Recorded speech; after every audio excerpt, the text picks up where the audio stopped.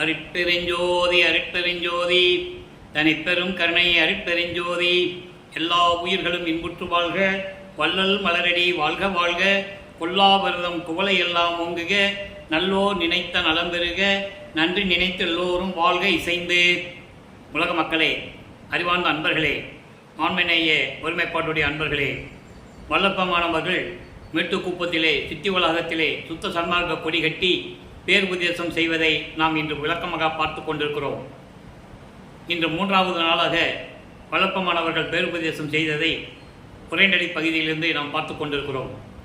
வல்லப்பமானவர்கள் இந்த பூலோகத்திற்கு ஒரு தாயின் வழியாக அருட்பெருஞ்சோதி ஆண்டவரால் அறிவிக்க உற்று 33 ஆண்டுகள் சென்னையிலே சமயங்களிலும் மதங்களிலும் மார்க்கங்களிலும் கூறப்பட்ட நெறிமுறைகளை பின்பற்றி கொண்டும், அதன் பிறகு தன் தந்தையிடமிருந்து சுத்த சன்மார்க்கத்தை பெற்ற பிறகு இதெல்லாம் உலக மக்களுக்கு தேவையில்லை என்று கூறியதையும், சாகா கல்வியை கற்றுக்கொண்டு மறுபடியும் உலகத்திற்கு வரும்போது இங்கே கரும்புலியிலே 9 ஆண்டுகள் இருப்பிடமாக கொண்டுள்ளதையும், அதன் பிறகு தர்மசாலையிலே ஜீவகானி ஒழுக்கத்தை ஏற்படுத்தியதையும், தர்மசாலையை அமைத்து பசியாற்றுதலை செய்து கொண்டிருந்ததையும் நாம் தெளிவாக பார்த்தோம்.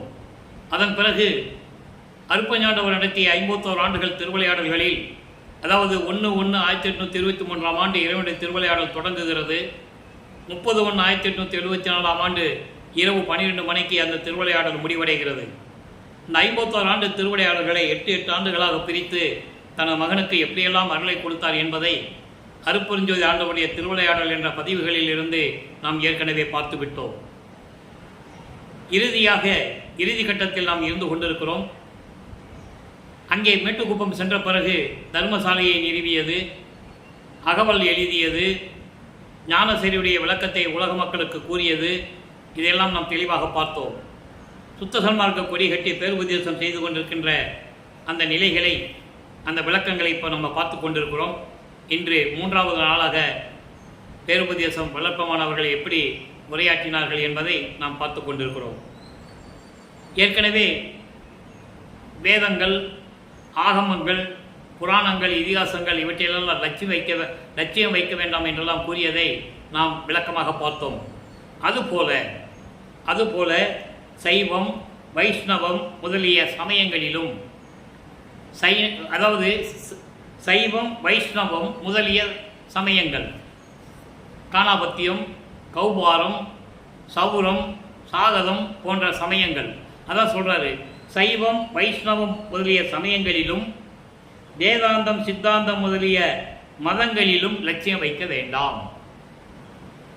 சமயங்களிலும் மதங்களிலும் மார்க்கங்களிலும் இந்த வேதாந்தம் சொல்லுகின்ற இந்த மதங்களிலெல்லாம் நீங்கள் லட்சியம் வைக்க வேண்டாம்.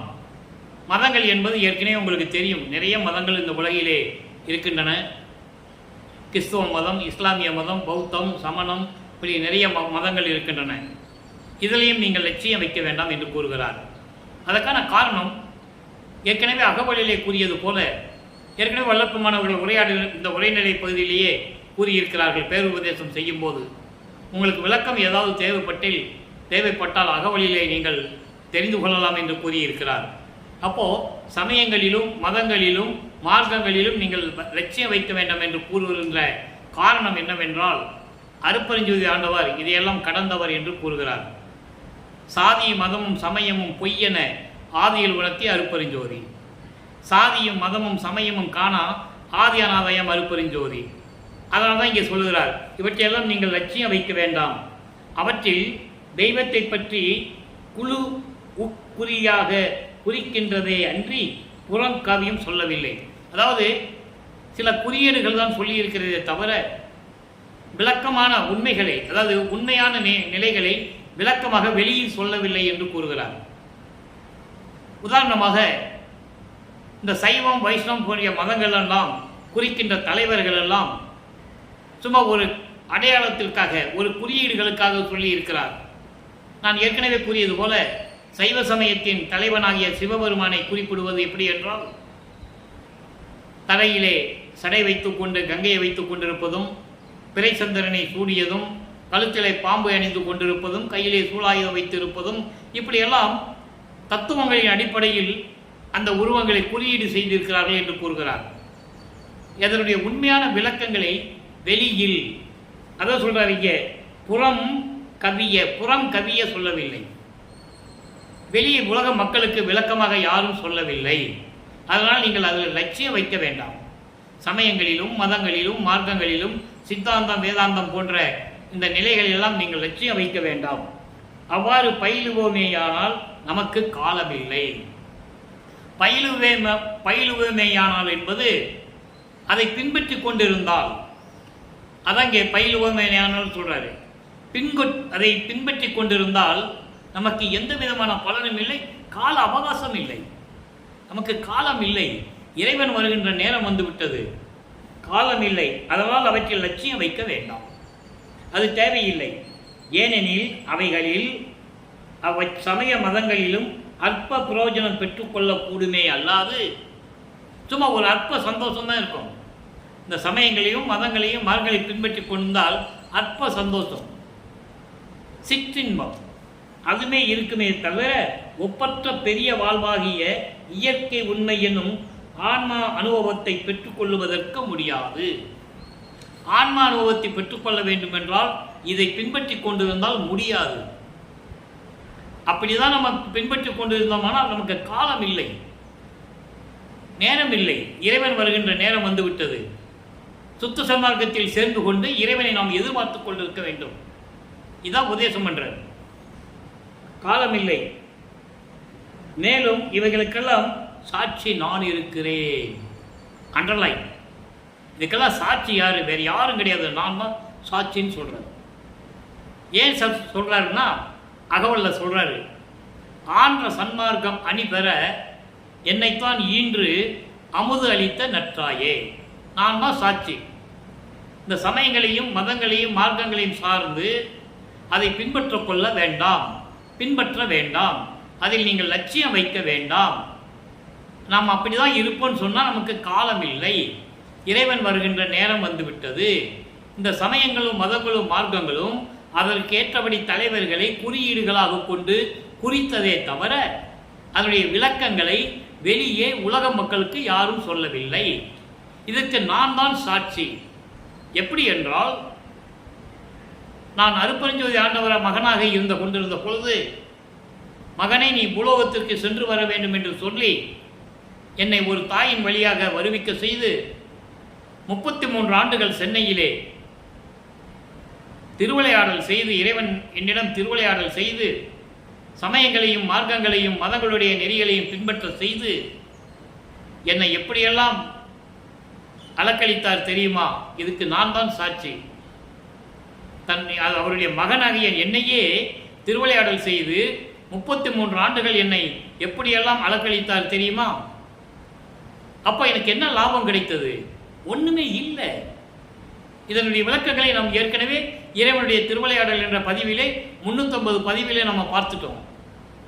நம்ம யூடியூப்பில் போனால் நீங்கள் தெரிஞ்சுக்கலாம். வள்ளலார் அருப்பெருஞ்சோதி கிருஷ்ணமூர்த்தி அப்படின்ற நீங்கள் யூடியூப்பில் போய் சேனலில் நீங்கள் டைப் பண்ணிங்கனாலே இறைவனுடைய திருவிளையாடல் வந்துடும். அப்போது இந்த நிலையில் இருக்கும்போது இதுக்கு நான் தான் சாட்சி, வேறு யாருக்கும் சாட்சி கிடையாது. இறைவனால் வருவிக்க உற்றவன் நாம். அகத்தை கருத்து புறத்தை வெளுத்திருந்த உலக அனைவரையும் சகத்தை திருத்தி சன்மார்க்கத்தை அடைவித்திட அவரும் இகத்தை பரத்தை பெற்று மகிழ்ந்திடுவதற்கு என்றே என்னை உகத்தே இறைவன் வருவிக்க உற்றேன், அருளை பெற்றேனே, நான் தான் சாட்சின்னு சொல்றேன். உலக மக்களை எல்லாம் சுத்த சன்மார்க்கத்தில் சேர்த்து அவங்கெல்லாம் மரணமில்லா பெருவாழ்வில் வாழ வேண்டும் என்பதற்காகவே, இந்த உலக மக்கள் இன்புற்று வாழ வேண்டும் என்பதற்காகவே என்னை ஒரு தாயின் வழியாக இந்த பூலோகத்திற்கு கலியுகத்திலே வருவிக்க உற்றேன். யுகத்திலே என்று சொல்கிறார், கலியுகம். ஆக இப்படியெல்லாம் வருவிக்க உற்றவன் நான் தான் இதற்கு சாட்சி, வேற யாரும் கிடையாது. என்னை நம்புங்கள், நான் தான் சாட்சி. இதுக்கெல்லாம் சாட்சி நான் இருக்கிறேன். நான் முதலில் சொன்னதை இப்ப சொல்ற பாருங்க, நான் முதலில் சைவ சமயத்தில் லட்சியம் வைத்துக் கொண்டிருந்தது இவ்வளவு என்று அளவு சொல்ல முடியாது. ஆமாம், 8 ஆண்டுகள் வரைக்கும் வருவிக்க உற்று 8 ஆண்டுகள் வரைக்கும் அவருக்கு எதுவுமே தெரியாது. பள்ளிக்கூடத்துக்கு போனால் அங்கே அவரால் படிக்க முடியல. அங்கே இறைவனுடைய திருவிளையாடல் நடக்குது என்பது அப்போ அவருக்கு தெரியாது. 9வது ஆண்டில் தான் தெரியும். ஆண்டாறு 3 ஆண்டிலே ஆட்கொண்ட அருள்கடலே என்று கூறுவார். 6+3 9. 9வது ஆண்டிலே நான் வருவிக்க உற்று 9வது ஆண்டிலே இறைவன் என்னை ஆட்கொண்டார். அதன் பிறகு நான் இந்த சமயங்களிலும் மதங்களிலும் எவ்வளவு லட்சியம் வைத்திருந்தேன் என்பது அளவுக்கள சொல்ல முடியாது, அளவிட முடியாது. அந்த அளவுக்கு நான் லட்சியம் வைத்திருந்தேன். சிவபெருமானை வழிபட்டு கொண்டு, சைவ சமயத்தின் அடையாளமாகிய திருநூரை பூசிக்கொண்டு, உத்திராட்ச மாலை போட்டுக்கிட்டு, நமச்சிவாயா சிவாய நம, ஓம் சிவாய நம, சிவாயா என்று சொல்லி நான் இறைவனை வழிபட்டு கொண்டிருந்தேன். அவ்வளவு பற்று வைத்திருந்தேன். என்ன ஆச்சு? ஒன்றுமே இல்லை சொல்றாரு. சொல்ல முடியாது. அது பட்டணத்து சுவாமிகளுக்கும் வேலாயுத முதலியாருக்கும் இன்னும் சிலருக்கு தெரியும்.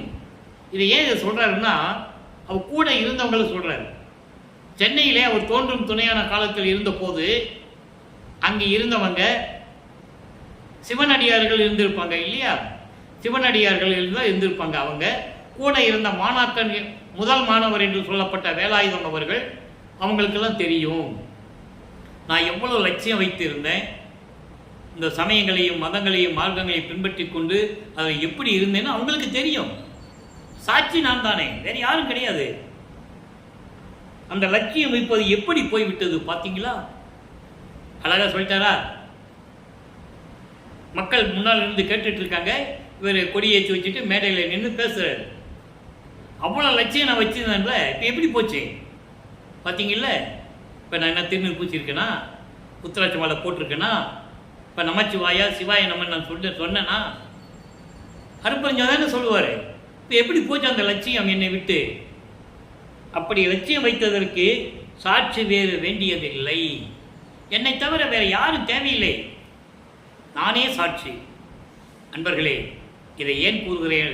இதை ஏன் வல்லப்பமானவர்கள் பேருபட்சத்திலே கூறுகிறார் என்றால், மக்களுக்கு புரிய வைக்க வேண்டும்.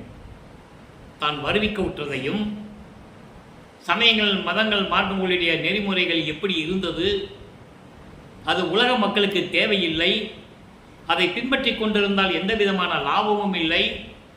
இறைவன் என்னை வருவிக்க உற்று அதில் இருக்க செய்து திருவிளையாடல் செய்து கொண்டிருந்தான். இது நான் தான் சாட்சி, வேறு யாரும் கிடையாது. இது பட்டினத்தில் இருந்தவங்களுக்கும் அங்கே அடியார்களுக்கும் உடன் இருந்த வேலாயுத முதலியார் அவர்களுக்கெல்லாம் தெரியும். இப்போ அந்த லட்சியம் எப்படி போச்சு பார்த்தீங்கல்ல?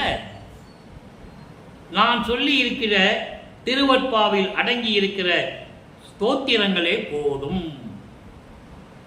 இதுக்கு நான் திருவற்பாவிலே சொல்லி இருக்கின்ற இந்த ஸ்தோத்திரங்கள், இறைவனை பற்றி நான் எப்படி கூறியிருந்தேன் 6ஆம் திருமுறையிலே. 6ஆம் திருமுறைன்னு மென்ஷன் பண்ணல, அவர் குறிப்பிட்டு சொல்லலை. ஆனால் தோத்திரங்கள் எப்படி இருந்தது என்பதையெல்லாம் திருவற்பாவிலே அடங்கி இருக்கிறதே, நீங்கள் பார்த்து கொள்ளலாம். அந்த தோத்திரங்களையும் மற்றவர்களுடைய தோத்திரங்களையும் சபைக்கு கொண்டு வந்தால் அவைகளே சாட்சி சொல்லிவிடும். சபைக்கு கொண்டு வந்தால், சுத்த சன்மார்க்க சபை சத்தியஞான சபைக்கு நிலையிலே கொண்டு வந்தால் அது சாட்சி சொல்லிடும். அதற்கு முன்னால் எப்படி இருந்தது? சைவ சமயத்தின் தலைவனாகிய சிவபெருமானை சொல்லும்போது அதான் அகவல்ல சொல்லுவார். 5 8 6 4 மறைமொழியும் முந்துரு மலைபொறி மந்திரமே சொல்லுவார்ல. 5 என்பது என்ன? சிவாய நம. 8 ஓம் அவும் ஆம் சிவாய நம. 8 சில பேர் இதுக்கு விளக்கம் எழுதியிருக்காங்க. நான் பெயர் சொல்ல நான் விரும்பவில்லை. நிறைய பேர் என்ன சொல்லுவாங்கன்னா, 8 எழுத்து மந்திரம்னா ஓம் நமோ நாராயணா அப்படின்னு விளக்கங்கள் சில பேர் புக்கு எழுதியிருக்காங்க. அது இல்லை, அப்படி இல்லையே. ஓம் அவும் அம் சிவாய நம, இதை 8 எழுத்து மந்திரம். ஆதி காலத்தில் அப்படிதான் இருந்தது. முந்து ஒரு மொழியும் மந்திரமே. ஒரு காலத்தில் நமச்சிவாய தான் இருந்ததை தவிர சரவண பவன் எப்போ வந்தது? 6 எழுத்து மந்திரம் சரவண பவன் எழுதியிருக்காங்க விளக்கத்தில், கிடையாது. ஓம் சிவாய நம, ஓம்ன்றது ஒரே வார்த்தை, சிவாய நம 5, 6 எழுத்து மந்திரம். இப்படி தான் காலகாலமாக இருந்தது. 4 சிவசிவா. சிவசிவா என்பது 4 எழுத்து. ஆக முதலிலே பிரபஞ்சம் தோன்றிய காலத்திலிருந்தே சைவ சமயம் தான் நிலைத்து இருந்தது. சிவபெருமானவை வழிபட்டார்கள். அதன் பிறகு அருப்பெருஞ்சோதி ஆண்டவர் பதத்தலைவர்களை உருவாக்கி 5 தொழில்களையும் கொடுத்து, பதத்தலைவர்கள் என்பது பிரம்மன், திருமால், ருத்திரன், மகேஸ்வரன், சதாசிவம், இவர்களை உருவாக்கியது அருப்பெருஞ்சோதி ஆண்டவர். அதன் பிறகுதான் திருமாலுக்கு 10 அவதாரங்கள் கொடுத்த பிறகுதான் ஓம் நமோ நாராயண என்ற மந்திரம் வந்தது. அது வைஷ்ணவ சமயத்தின் தலைவர்கள் உருவாக்கியது. அது அகவல்ல வரும்போது அந்த பொருள் படாது. நல்லா புரிஞ்சுக்கிட்டீங்க. ஆக இப்படியெல்லாம் அகவலிலே விளக்கங்கள் இருக்கிறது. ஆக இந்த மந்திரங்கள் எல்லாம் சபைக்கு வந்தால் சொல்லிவிடும், அதனுடைய உண்மையை சொல்லிவிடும். நான் சமயங்களையும் மதங்களையும் சார்ந்திருந்த போது நான் சொன்னது சிவாய நம, ஓம் சிவாயா, நமச்சிவாயா, அவ்வளவு பற்று கொண்டு இருந்திருப்பார். ஆமாம், பாடல்களை நம்ம ஏற்கனவே விளக்கம் கொடுத்துருக்கோம். 2ஆம் திருமுறையில் அவ்வளோ அருமை நற்றுணை விளக்கம் என்ற பதியத்தில் இருக்கும். சிவாய நம மந்திரம் இருக்கும்போது நம்ம ஏன் பயப்படணும் அப்படின்லாம் சொல்லுவார். சுத்த சன்மார்க்கத்தை பெற்ற பிறகுதான் அதெல்லாம் தேவையில்லைன்னு சொல்லுவார். அதை இங்கே சொல்றாரு. சபைக்கு அந்த கோத்திரங்களையும் மற்றவர்களுடைய கோத்திரங்களையும், நான் சொன்ன அருப்பெருஞ்சோதி ஆண்டோடைய கோத்திரம் என்ன? மகாமந்திரம். அருப்பெருஞ்சோதி அருப்பெருஞ்சோதி தனிப்பெருங்கருணை அருப்பெருஞ்சோதி. நான் சொன்னதையும் மற்றவர்கள் சொன்னதையும், இந்த சமயங்களையும் மதங்களையும் மார்க்கங்களையும் சொன்ன மந்திரங்களை எல்லாம் சொன்னதையும் நீங்கள் கொண்டு வந்தால் அதனுடைய உண்மை தெரிந்துவிடும். அதுவே சாட்சி. இவ்வளவு விளக்கங்கள் இருக்கிறது இந்த பேருபதேசத்தில். அப்போ அவைகளே சாட்சி சொல்லிவிடும். ஏன் அவ்வளவு மிகுந்த அழுத்தம் எனக்கு அப்போது இருந்தது என்றால், அப்போது எனக்கு அளவு கொஞ்சம் அற்ப அறிவாக இருந்தது. அண்டர்லைன் ஒரே வரியில முடிச்சுட்டாரு. அவங்க கிட்ட போய் பெருபதேசம் பண்ணும்போது அப்படிலாம் இல்லைங்க, நான் இறைவனால் வருவிக்க விட்டவன், ஒரு தாயின் கருவறையில் இருக்கும்போது இறைவன் என்னை இப்படியெல்லாம் ஆட்கொண்டார் சொன்னா அவங்களுக்கு புரியாது. ஒரே வார்த்தையில் அந்த பழியெல்லாம் தான் மேல போட்டுக்கிட்டாரு. அப்போ எனக்கு அறிவில்லப்பா. அதாவது தனக்கு மறைப்பு நிலை இருந்ததை, இறைவன் தனக்கு மறைப்பு நிலை கொடுத்ததை வெளியே சொல்லாமல் அப்ப சொன்னோம்னா திருப்பி விவாதங்கள் இருக்கும். நான் ஒரு தாயின் கருவறையிலே உபசாரத்தால் பெற்ற தாயன்பால் ஒருத்தியை நான் கருவறையிலே இருக்கும்போது, கருவறை இருட்டாக இருக்கிறது என்று சொல்லும்போது, எனது தந்தை அருப்பெருஞ்சாண்டவர் கருவறையிலே எனக்கு ஒளிகாட்டினார் சொன்னா விவாதம் பண்ணுவான். எப்படி நாங்க நம்புறதுன்னு கேட்போம் இல்லையா? நான் தாயின் கருவறையிலே கருப்பையிலே இருக்கும்போது பசி என்று சொல்லும்போது எனது தந்தை கருவறையிலே எனக்கு அருளமுதம் ஊட்டினார்னு சொல்லுவார். இதை சொன்னோம்னா விவாதம் பண்ணுவான். எப்படி நாங்கள் நம்புறதுன்னு கேட்பான் இல்லையா? அதனால இங்க சொல்றாரு, அப்ப எனக்கு ஏன் தெரியலன்னா அது மறைப்பு நிலையை நீக்கினார் என்று பின்னாலே சொல்லுவார். அந்த பாடலுடைய விளக்கத்தில் நம்ம பார்த்துட்டோம். அந்த மறைப்பு நிலை இருந்தது, அதனால எனக்கு தெரியலன்னு சொன்னா அங்கே விவாதம் உண்டாகும், வாக்குவாதங்கள் உண்டாகும். அதனால தன் மேலே எல்லாம் பழிய போட்டுட்டு அப்ப ஏன் எனக்கு தெரியலன்னா எனக்கு அற்ப அறிவாக இருந்தது. அற்ப அறிவு என்பது எனக்கு மறைப்பு நிலை இருந்ததை அற்ப அறிவு என்று சொல்லுகிறார். பேரறிவு படைத்தவர் வல்லற்பமானவர்கள். அவருக்கு எனக்கு அறிவு இல்லை, அறிவு கொஞ்சமா இருந்தது அப்படின்னு சொல்றதை நீங்க புரிஞ்சுக்கணும். அவர் பிரபஞ்சத்தை இயக்கக்கூடியவர், பிரபஞ்சத்தை இயக்கி கொண்டிருக்கிறார். நல்லா புரிஞ்சுக்கணும். நீங்க இந்த பேருபதேசம் பண்ணும்போது அந்த 5 தொழிலையும் நடக்கிற சக்தி அவர்கிட்ட இருந்தாலும் கூட அப்போ அவர் செயல்படுத்தவில்லை. காரணம் 30/1/1874 இரவு 12 மணிக்கு சித்தி வளாகத்தில் அந்த அறையில் அருப்பெருஞ்சோதி ஆண்டவர், அவருடைய அப்பா அருப்பெருஞ்சோதி ஆண்டவர் மகனோட கலந்த பிறகுதான் அந்த பதவியை கையில் கொடுக்குறாரு. அப்பா அதை சொல்றாரு, அப்போ எனக்கு அற்ப அறிவாக இருந்தது, எனக்கு அறிவில்லைப்பா, எனக்கு தெரியல.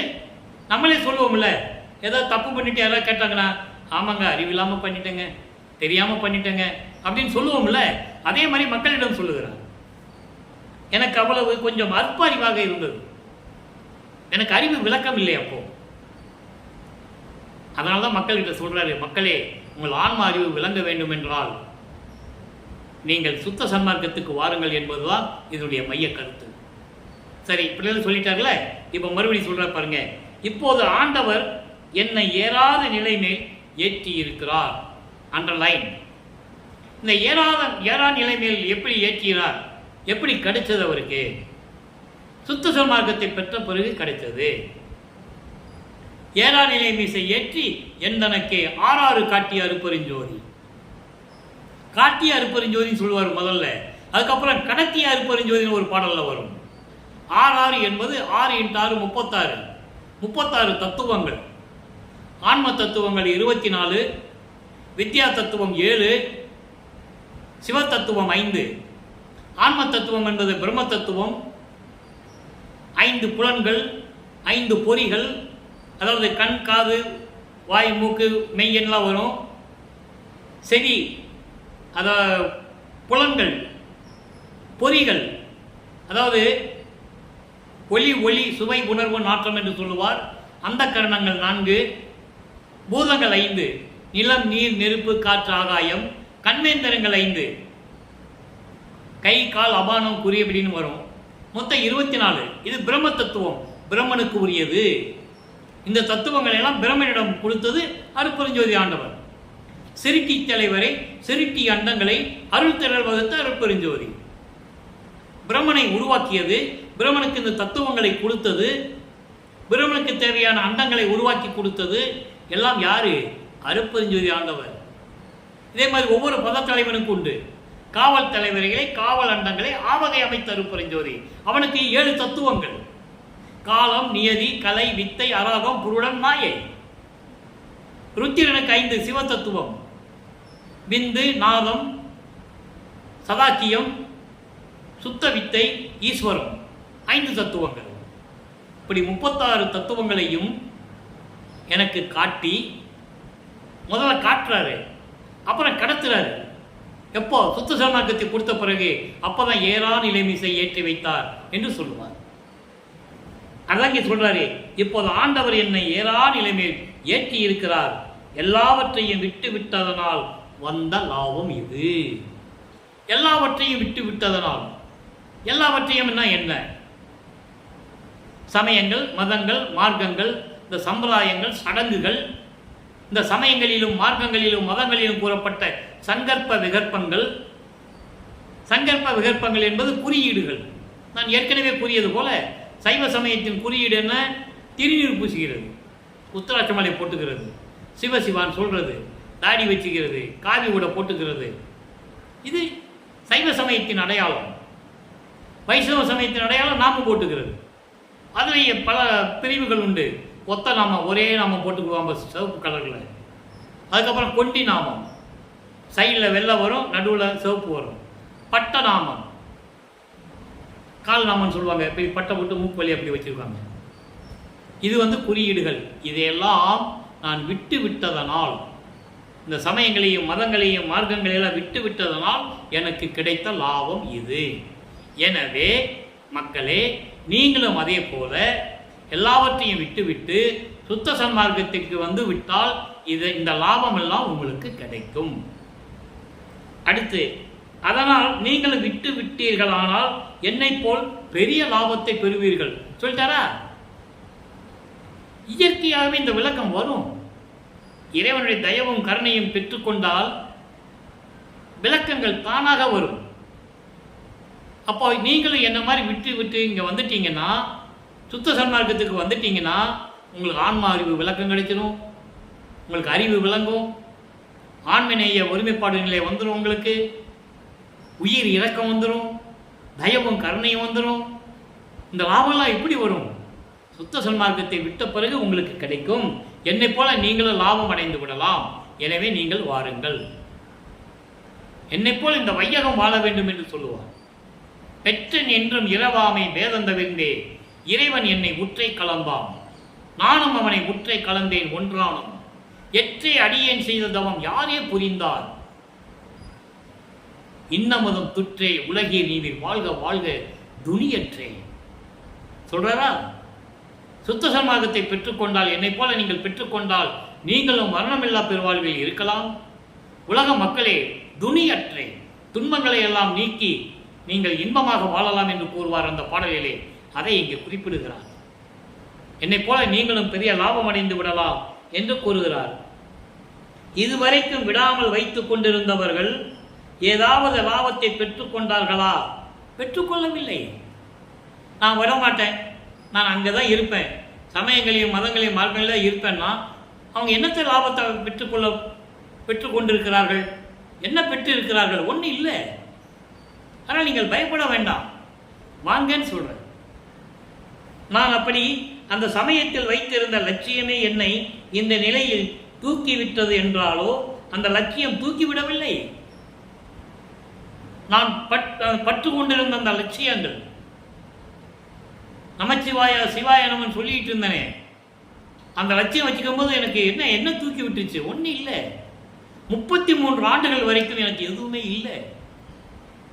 ஒரு தாயின் வழியாக வருவிக்க விட்டு 33 ஆண்டுகள் இந்த பூலோகத்திலே நான் இருந்தபோது, மக்களோடு மக்களாக தோன்றும் துணையாக இருந்தபோது எனக்கு என்ன லாபம் கிடைச்சது? இல்லையே. அதுக்கப்புறம் தானே இறைவன் ஆட்கொண்டு சுத்த சன்மார்க்கத்தை கொடுத்த பிறகுதானே எல்லாரையும் கொடுக்கிறாரு. என்னை இந்த இடத்திற்கு தூக்கி விட்டது யாது எனில், இந்த இடம் என்ன சொல்றாரு நல்லா புரிஞ்சுக்கணும். இந்த இடத்தில் அப்படின்னு சொல்லும்போது எந்த இடம்? சுத்த சன்மார்க்கத்தில் இருந்து கொண்டு எல்லாரையும் பெற்றுக்கொண்டேனே இந்த இடம், அந்த நிலை கடவுள் நிலை. கடவுள் நிலை அறிந்து அம்மையமாகக்கூடிய நிலை. ஏமசித்தி, சாகா கல்வி, தத்துவங்களை நிகரம் செய்தல். தத்துவங்களை நிகரம் செய்தல் என்பது தத்துவங்களை கடத்தல், தத்துவங்களை மீட்டு சொல்லுதல். அதை அருப்பஞ்சோது அட்டகம் என்ற பாடலிலே 7வது பாடலிலே கூறுவார். தத்துவங்களை தனித்தனியாக கடந்தேன், தத்துவாதீத மேல்நிலையில் சித்தியல் முழுதும் தெரிந்தேன். தத்துவங்களை கடந்து விட்டதனால் சித்திகள் என்ன இருக்கிறது என்பதை முழுவதுமாக தெரிந்து கொண்டேன். அவை மேல் சிவநிலை தெரிந்திட சென்றேன். அததான் இந்த இடம் சொல்றாருங்க. எங்க சொல்றாரு? அந்த இடத்துல, இந்த இடத்துக்கு வந்து விட்டது எந்த இடம்? சிவநிலை தெரிந்திட சென்றேன். எங்க சிவநிலை? சுத்த சிவஞான வெளியில் இருக்கின்ற நிலை, கடவுள் நிலை. அதான் இங்க சொல்றாரு. அந்த இடத்திற்கு தூக்கி விட்டது யாது எனில், என்னை அந்த இடத்திற்கு, சிவநிலை என்ற இடத்திற்கு. சிவநிலை என்பது அருப்பெருஞ்சோதி நிலை. சிவம் வேறு, சிவன் வேறு. சிவன் சமயத்தின் தலைவன், சிவம் சுத்த சன்மார்க்கத்தின் தலைவன். அப்ப அந்த சிவநிலையில் என்னை தூக்கி விட்டது யாது? சுத்த சன்மார்க்கத்துக்கு வந்த பிறகு. அந்த அக்காலத்திலேயே எனக்கு தெரிவிக்க வேண்டியதை தெரிவித்தார் என்று வாசக பெருவிண்ணப்பத்திலும் அது எப்படியெல்லாம் எனக்கு கொடுத்தார் என்பதை ஏற்கனவே பெருவிண்ணப்பத்தில் நான் கூறியிருக்கிறேன். எத்தேவரையும் நின் சாயாய் பார்த்தேனே என்று தலைவா நான் வேறு எண்ணியதுண்டோ? எனது மனம் ஒரே நிலையில் இருந்தது. என்னதான் சமயங்கள் மதங்கள் மார்க்கங்கள் இருந்தாலும் கூட நான் உன் சாயலில் தான் பார்த்தேன். அப்போ எப்பவும் உன்னதான் நினைச்சிட்டு இருந்தேன்ற, உன் சாயலில் தானே நான் பார்த்தேன், வேறு ஏதாவது நான் நினைத்தது உண்டோ என தேடியதுண்டு எனது உரு உண்மை என்னும் தொடக்கமுடைய பதிகத்திலும் அவர் சொல்றார். அந்த பாடல்களை சொல்லியிருக்கார். என் சமய தேவர்களையும் உன் சாயலில் நான் பார்த்தேனே என்று தலைவா வேறு எண்ணியது உண்டோ? ஏன் இந்த மாதிரி நடக்குது? அப்போ இறைவன் ஏதோ செஞ்சிட்டு இருக்கான், திருவிளையாடல் செஞ்சிட்டு இருக்கான். அப்படிதான் நான் உன்னை நினைச்சிட்டு இருந்தேன். இவங்களால நான் சட்டம் பண்றது கிடையாது, மனசுல வச்சுக்கிட்டதே கிடையாது அப்படின்னு சொல்றாரு. மேலும் அவர் தெரிவித்த உண்மை பெருநெறி ஒழுக்கம் யாதெனில், யார் இறைவன் தெரிவிக்கிறாராம், பெருநெறி ஒழுக்கம் யாது எனில் சிவமே பொருளென காணும் காட்சியும் பெருகை என்றதுதான். சிவமே பொருள், சிவமே பொருள். பொருள் என்பது கடவுள், சிவமே என்பது அருப்பெருஞ்சோதி. அருப்பெருஞ்சோதி தான் கடவுள் என்ற நிலையை நான் தெரிந்து கொண்டேன். என்னை ஏறா நிலைமிசை ஏற்றிவிட்டது யாதெனில் தயவு. தயவு எப்படி கிடைக்கும்? சுத்த சன்மார்க்கத்துக்கு வந்தால்தான் தயவு கிடைக்கும். உயிரின் மேல் தயவு, இரக்கம், உயிர் இரக்கம், உயிர் நேய்மை உரிமை, ஒருமைப்பாட்டு உரிமை, ஆண்மநேய ஒருமைப்பாட்டு உரிமை. இது எப்படி கிடைக்கும்? ஏன் என்னை இந்த அளவுக்கு தூக்கி விட்டதென்றால் தயவு. தயவு என்னும் கருணை தான் என்னை தூக்கிவிட்டது. அப்போ இதெல்லாம் கிடைக்கணும்னா, நம்ம மேல்நிலைக்கு போகணும்னா, மேன்மை நம்ம ஆன்மா மேன்மை நிலை அடையணும்னா சுத்த சன்மார்க்கத்திற்கு வர வேண்டும். இதுதான் பேருபதேசம். எப்படி மென்மையா சொல்றாருன்றதை நீங்க புரிஞ்சுக்கணும். எதையும் கடுமையா சாடாமல் அதனுடைய சூட்சமமான விளக்கங்களை உள்ள வச்சு பேருபதேசம் என்றார். அதை என்னை போன்ற சாதுக்கள், அதை புரிந்து கொண்டவர்கள், இறைவனுடைய தயவையும் கருணையும் பெற்றவர்கள் இந்த விளக்கத்தை கூற முடியும். அதனால தான் இவ்வளவு எளிமையாக உங்களுக்கு நான் சொல்ல முடியுது. அடுத்து பாருங்க, இது சொல்லிட்டாரு. அடுத்து அந்த தயவுக்கு ஒருமை வர வேண்டும். அந்த ஒருமை இருந்தால்தான் தயவு வரும். ஒருமை என்பது ஒத்த நிலை. ஒத்த நிலை, மனதில் வேறு எதுவும் சிந்தனைகள் இல்லாமல், வேறுபாடுகள் முரண்பாடுகள் இல்லாமல், வேற்றுமைகள் இல்லாமல், பேதம் இல்லாமல் ஒருமை நிலை வர வேண்டும் என்றால் சுத்த சன்மார்க்கத்தில் இருந்தால்தான் வரும். தயவு வந்தால்தான் பெரிய நிலை மேல் ஏறலாம். இப்போது என்னுடைய அறிவு அண்டாண்டங்களுக்கு அப்பாலும் கடந்து இருக்கிறது. இப்போ என்னுடைய அறிவு எப்படி இருக்குன்னா அண்டங்களை கடந்து இருக்கிறது என்று சொல்லுவார். அதான் சொல்லுவாரு, பெருவெளி, பரவெளி, பரம்பரவெளி, பராபரவெளி, பெருவெளி, பெருசுகவெளி, இதெல்லாம் வெளிகளை கடந்து என்னுடைய அறிவு விளங்கி கொண்டிருக்கிறதுன்னு சொல்லுவார். பாடலில் சொல்லுவார். அதை இங்கே கூறுகிறார். இந்த அறிவு எப்படி கிடைச்சது? இறைவனுடைய ஆற்றலால், இறைவனை ஆட்கொண்ட பிறகு, எனக்கு சுத்த சன்மார்க்கத்தை கொடுத்த பிறகு, நான் சுத்த சன்மார்க்க நெறிகளை பின்பற்றிய பிறகு என்னுடைய அறிவு அண்டங்களுக்கு அப்பால் விளங்கி கொண்டிருக்கிறது. அது அந்த ஒருமையினால் தானே வந்தது. நீங்களும் என்னை போல் ஒருமையுடன் இருங்கள். அதுக்கு தான் இவ்வளவு தூரம் ஒரு உபதேசம் பண்றாரு. நீங்க என்னை போல இருங்க, நீங்க எல்லா லாபத்தையும் அடைஞ்சிடலாம். என்னிடத்தில் ஒருவன் வசப்படாத முரட்டுத்தனமாய் எப்படி இருந்தாலும் அவனுக்கு நல்ல வார்த்தை சொல்லுவேன். அவனுக்கு நல்ல வார்த்தை சொல்லுவேன், மிரட்டி சொல்லுவேன், தண்டன் விழுந்து சொல்லுவேன். தண்டல் விழுந்து சொல்வேன், காலில் விழுந்து கூட சொல்லுவேன். தண்டமிட்டு என்று சொல்லேடின்னு ஒரு பாட்டில் வரும். தண்டமிட்டு என்பது காலில் விழுந்து வணங்குவது. காலில் விழுந்து வணங்கி சொல்லுவேன், அன்பா சொல்லி பார்ப்பேன், மிரட்டி சொல்லி பார்ப்பேன், காலில் விழுந்து கூட சொல்லி பார்ப்பேன். எவ்வளவு அருமையா உபதேசம் பண்றார் பாருங்க. தண்டம் விழுந்து கூட சொல்லுவேன், பொருளை கொடுத்து வசப்படுத்துவேன். பொருளை கொடுத்தாவது நான் அவனை வசப்படுத்துவேன், அல்லது ஆண்டவரை நினைத்து பிரார்த்தனை செய்வேன். எதுவுமே முடியலன்னு வச்சுக்கோங்க, காலில் விழுகிறோம், ஒருத்தனை நல்ல வழிப்படுத்துறதுக்கு சுத்த சன்மார்க்கத்துக்கு வாங்கன்னு கூப்பிடுறோம், கொலையும் புலையும் தவிர்த்துங்கன்னு சொல்கிறோம், மாமிசம் சாப்பிடாதீங்க, ஒரு உயிரை கொல்லாதீங்க, அந்த உயிரை கொன்று அந்த நாறுகின்ற பிணத்தை, துர்நாற்றம் பிடித்த அந்த உடம்பை சாப்பிடாதீங்கன்னு சொல்கிறோம். அன்பா சொல்கிறோம், கேட்கல. மிரட்டி சொல்கிறோம், கேட்கல. காலில் விழுந்தும் சொல்கிறோம், கேட்கல. பொருளை கொடுத்தும் சொல்கிறோம், ஏதாவது காசு கொடுத்து சொன்னால் கூட கேட்கலன்னா நம்ம என்ன பண்ண முடியும்? என்ன பண்ண முடியும்? இறைவனிட்ட போய் பிரார்த்தனை செய்வேன். அர்ப்பணிச்ச ஆண்டவர்கிட்ட போய் நம்ம பிரார்த்தனை செய்யணும். இவன் நம்ம சொன்னால் கேட்க மாட்டேன்றானே அப்படின்னு. அதான் அவர் சொல்கிறாரு பேருபதேசத்தில், நான் எதுவும் முடியலன்னா நான் இறைவனிட போய் பிரார்த்தனை செய்வேன்.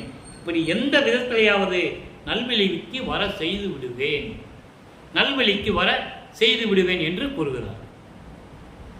நீங்கள் எல்லாரும் இப்படியே செய்தல் வேண்டும், இப்படியே நீங்கள் இருக்கணும். ராத்திரி கூட நான் இல்லாமல் இந்த ஜனங்கள் சன நேரம் இருக்க மாட்டார்களே என்று என்று ஆண்டவரிடத்தில் விண்ணப்பித்துக் கொண்டேன். இந்த வார்த்தைக்கு ஒரு விளக்கம் சொல்லணும். இறைவன் மகனிடம் எல்லாம் சொல்லிட்டு சொல்றாரு, சரி மகனே, நம்ம 2 பேரும் ஒரே இடத்துல இருக்கிறதுக்கு ஒரு இடம் பார்க்கணும். உனக்கு என்ன நிறைய உலகங்கள் இருக்கே, உனக்கு நிறைய உலகங்கள் இருக்கே, நீ அங்கே இருக்கலாமே சொல்லும்போது அவர் சொல்றாரு, கண்ண நிமிஷம் கூட என்னை விட்டு மக்கள் என்னை விட்டு பிரிந்து இருக்க மாட்டார்கள். இது என் உலகம், என் மக்கள். பாடல்கள் எல்லாம் விளக்கங்கள் நிறைய இருக்கு. அதான் இங்கே சொல்றாரு, கண்ண நேரம் கூட என்னை விட்டு இருக்க மாட்டார்களே என்று ஆண்டவரிடத்தில் விண்ணப்பித்துக் கொண்டேன். ஏன்னா அவங்க அப்பா கூப்பிடுறாரு. அந்த சூட்சமமான விளக்கத்தை எனக்கு தெரிஞ்சுக்கணும். அவங்க அப்பா மகன்கிட்ட சொன்னதை இப்படி சொல்றாரு, எங்க அப்பா என்னை கூப்பிட்டாரு, வா மகனே, நம்ம ஏன் தனித்தனியாக பிரிஞ்சு இருக்கணும், நம்ம ஒன்றா இருக்கலாமே அப்படின்னு எங்கள் அப்பா என்னை கூப்பிடும்போது நான் எங்கள் அப்பா கிட்ட சொன்னேன். இது பாடலில் இருக்கு.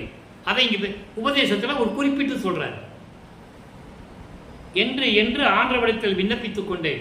என்னை விட்டு இந்த மக்கள், என் மக்கள் இவர்கள் என்னை விட்டு இருக்க மாட்டார்கள் என்று ஆண்டவரிடத்தில் நான் விண்ணப்பித்துக் கொண்டேன். அது இங்கே இருக்கின்ற ஜனங்கள் மட்டில் மாத்திரமல்ல, இங்க இருக்கிற ஜனங்களுக்கு மட்டும், உங்களுக்கு மட்டுமல்ல, உலகத்தில் இருக்கின்ற எல்லா ஜனங்களையும் குறித்தே விண்ணப்பித்துக் கொண்டேன். என்ன அங்கே சொல்றாரு பாருங்க. இதை ஏன் சொல்றாரு? அப்போ உலக மக்களை எல்லாம் ஒன்றாக இணைக்க வேண்டும் சொன்னார்ல, அந்த நிலையை இங்கே கூறுகிறார். எல்லா உயிர்களும் என் உயிராயின, எல்லா உலகங்களும் என் உலகங்களாயின பாடல் உண்டு. அப்ப எல்லா உலக மக்களும் என் மக்கள் என்று கூறுகிறார். நீங்க இங்க கூடி இருக்கிறீங்களே, உங்களுக்கு மட்டும் நான் சொல்லல. இவர் பேருபதேசம் பண்ணும்போது அங்க இருக்கிறவங்க கிட்ட சொல்றாரு, உங்களுக்கு மட்டுமல்ல, உலகத்தில் இருக்கின்ற அத்தனை ஜனங்களுக்கும் சொல்றேன், அத்தனை மக்களுக்கும். அதான் ஜனங்கள்னு சொல்றாரு. அத்தனை மக்களுக்கும் நான் சொல்றேன், எல்லாத்துக்கும் தான் நான் விண்ணப்பம் வைத்திருக்கிறேன் இறைவனிடம் என்றால், எல்லாவரும் சகோதரர்களாவதாலும் இயற்கை உண்மையை ஏகாதசங்களாதாலும் நான் அங்கனம் ஆண்மநேய ஒருமைப்பாட்டு உரிமை வைத்துக் கொண்டிருக்கிறேன். உங்கள் மேல் இந்த பற்று காரணமாக ஆண்மநேய ஒருமைப்பாட்டு உரிமை பற்று கொண்டிருக்கிறேன்.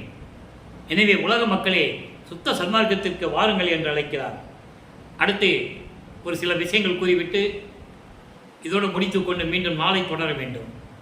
இப்போது நீங்கள் இதுவரைக்கும் ஒழுக்கத்துக்கு வராமல் எவ்வளவு தாழ்ந்த மனசர்களாக இருந்தாலும், இதுவரைக்கும் நீங்கள் வரலன்னே வச்சுக்காங்க, ஒழுக்கத்திலே இங்கே இல்லை.